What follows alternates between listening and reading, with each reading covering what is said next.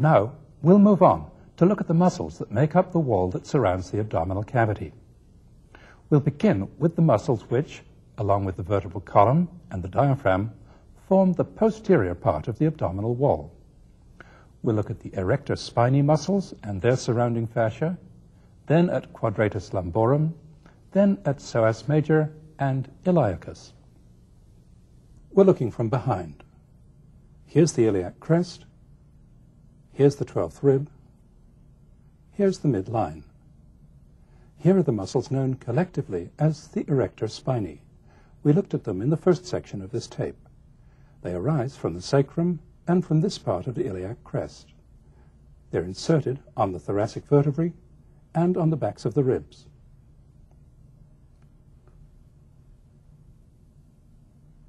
The erector spinae muscles are enclosed on the front and on the back by this envelope of tendinous tissue called the thoracolumbar fascia. The layer on the back of the erector spinae arises from the spinous processes.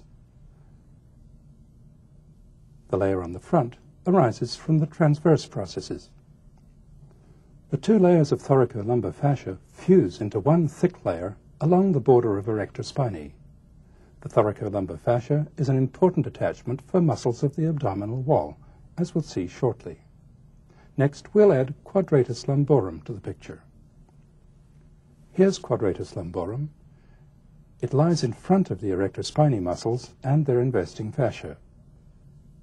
Quadratus lumborum arises from the 12th rib and the transverse processes of the upper three lumbar vertebrae. It's inserted on the most medial part of the iliac crest and the transverse process of L5.